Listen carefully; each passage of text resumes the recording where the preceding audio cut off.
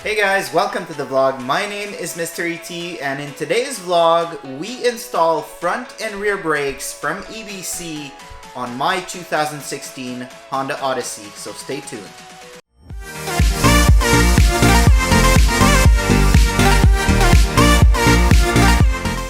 So I've had the Honda Odyssey ever since it was brand new, so it is almost 5 years old now. The front brakes have never been changed, and the rear brakes have been changed once, with I would say subpar quality parts. So today we're actually going to be changing out the front and the rear brakes and discs with these RK series brake rotors and the EBC green stuff pads. Now, why did I go with those specifically? One, I like the coating on these. I'm in an area where everything rusts, so this will stay looking nice a little bit longer. I also pull a 3,200 pound camper hybrid trailer behind the Odyssey, so I wanted to have something with just a little bit more bite than the Honda brake pads. So I decided to upgrade to these EBC green stuff pads. They're made for, I would say, higher performance SUVs and trucks, so these should fit the bill. Now, these are OE replacement discs, so they're not cross-drilled or vented. They should have the same sort of lifespan as the previous brakes. If you look at the front brakes here, you can see that they're vented here and here, and the rear brakes are almost the same as the front ones, and they're a little bit deeper for the parking brake assembly. You can see that there's a big difference between the size of the front brake pads and the rear brake pads. So what we're going to do today is I'm going to go over all these different tools that are on the table here, and I'm going to show you guys how to do this install quickly. So you're going to need your 3/8 ratchet. You're going to need on the front here a 19 and a 14 to get the caliper bracket and to get the caliper itself loose. On the rear, you're going to need a 17 to get the caliper bracket loose and a 12 to get the caliper loose. And then this here is to retract the piston, clean up the pins and things like that. I always use a little anti-seize. This is to get your wheels off. And then basically hammers for this here so you can get that little screw off, a shop light, and this guy here to hold the caliper bolts in place when you're retightening. And I'm going to show you guys how to get this all installed. So as with anything else involving brakes, the first thing you need to do is, of course, remove the front and the back wheels. So we're going to do that here on a time lapse, and then we're going to show you what we're dealing with.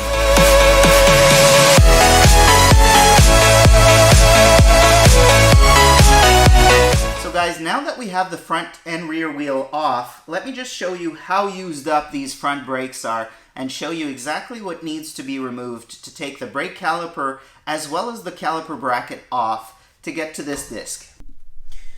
So as you can see, these are quite used up, and there's a substantial groove here, and there's quite a bit of rust on this piece over here.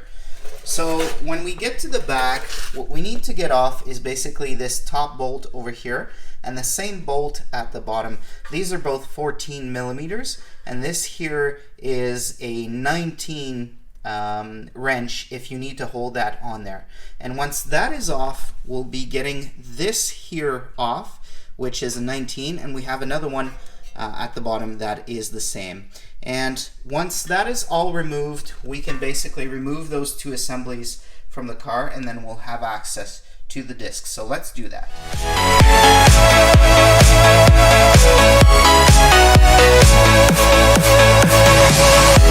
So just to give you guys an idea how used up these are the stock pads, and let me just give you an idea of the overall depth over here. So hopefully you guys can see this.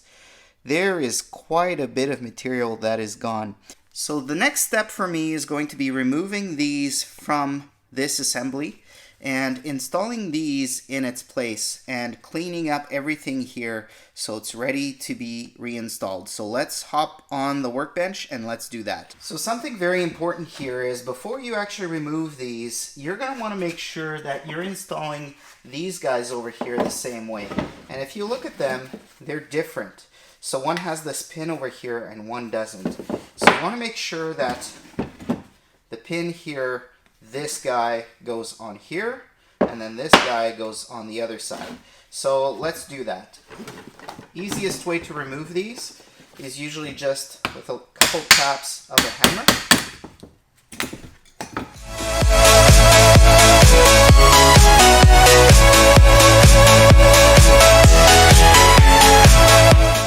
The one side's on, let's get the other side off.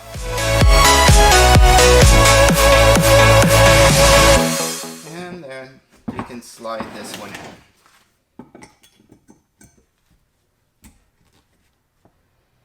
And there we are. So this is now ready to be reinstalled in the car. So let's move to the brake rotor and remove that next. So your brake rotor is held on by one little screw here. And I have this specialty tool that really helps in making sure that you can remove those little screws without stripping them. If you don't have this, you will likely end up using a Phillips head screwdriver and will likely strip this. You can drill this out and just basically remove it afterwards and buy new screws. I like to have a tool like this. It's worth about 30 bucks Canadian, so probably 15, 20 bucks US. And you're going to use it on a lot of different brake jobs. So if you will be replacing brakes like this now in the future again, this is a smart purchase. So you basically just get that on there, make sure it's going the right way, and then tap it off.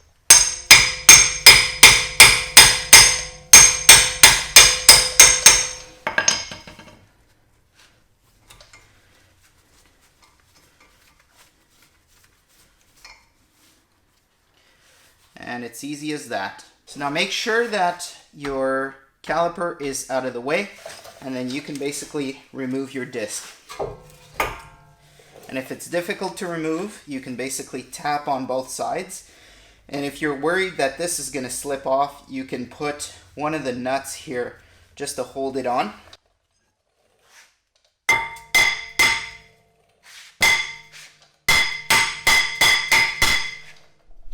So guys, look at how used up these pads are. Barely any material left, and this groove that's normally supposed to be apparent here is basically completely gone. So guys, installation is the reverse of removal, but before we go on a time lapse here, I do need to show you guys one thing. So this is a 2-piston caliper, and for these new brakes to work, I basically need to push this thing all the way back in. So what I'm going to do is I'm going to use this flat surface here as well as a C-clamp, and I'm going to push this back in.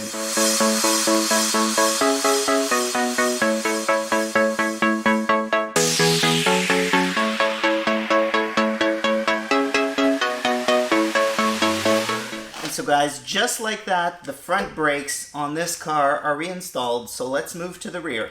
Now guys, on the rear, it's pretty much the same thing as on the front. The big difference is that this is a 12 millimeter and this is a 17 millimeter. So that's really the biggest differences when you're removing this. So let's again hop on the time lapse and let's get this removed.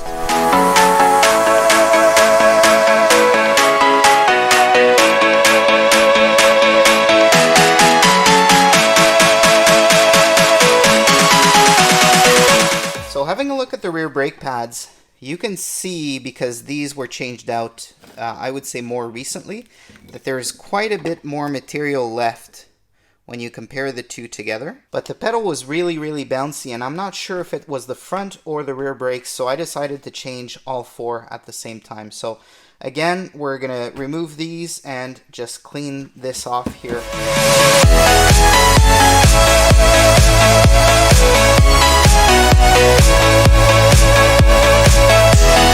And these are now ready to be reinstalled. Now, when working on the rear discs, there is this little access panel to adjust your parking brake. So you want to make sure to remove this and transfer this over to your new rotor. So all you would need to do basically is go on the back here and then push this through.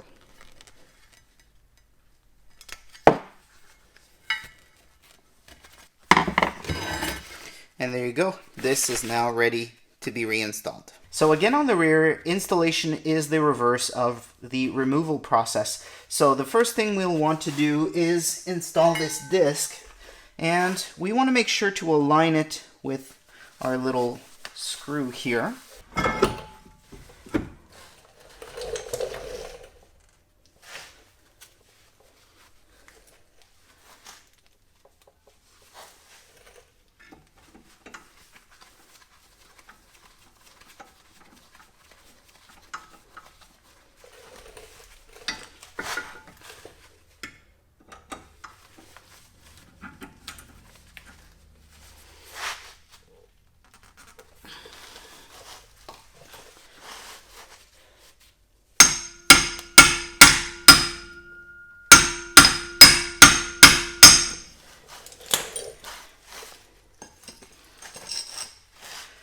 So once your rotor is back on, the next thing you want to do is reinstall your caliper bracket with the 217 mils. So we're going to do that next.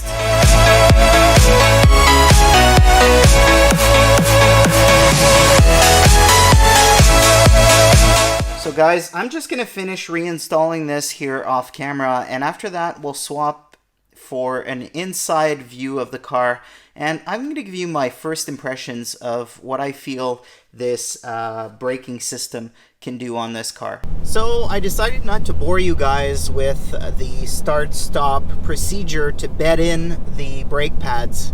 Now that we're on the road and that part of it is done, I can tell you that just getting it out of the garage, there was quite a bit of vibration and noise, but it has since completely stopped. And the pedal issues that I was getting before, where the previous rotors were just completely warped, that's just completely gone. Now, of course, with any new brake install compared to old pads and rotors, the material is quite a bit thicker, so pedal travel is quite a bit less than it was before. I can tell you that there is more bite than there was with the stock brakes, and I can also tell you that it's quite wet, snowy outside at the current time, and we're not getting any sort of screeching or anything that is unpleasant to the ear. So overall, I'm very, very happy with this brake install. The parts were of pretty good quality. I didn't need to adjust or grind or do anything like that, like I've had to do in the past for pads that were just not working and going in properly. The materials that are used are of good quality. The packaging is of good quality as well. And I hope that these brakes last a very, very long time. So I'm just going to keep going on the highway here, but this is going to be it for me today. Again, my name is MisterET. I hope you liked this brake install. And if you like this type of content where I show you some how-tos of how to do certain things on various different cars, including my 2019 Golf R, then please do hit that like button. I would appreciate if you subscribe, and I look forward to seeing you again in our next video.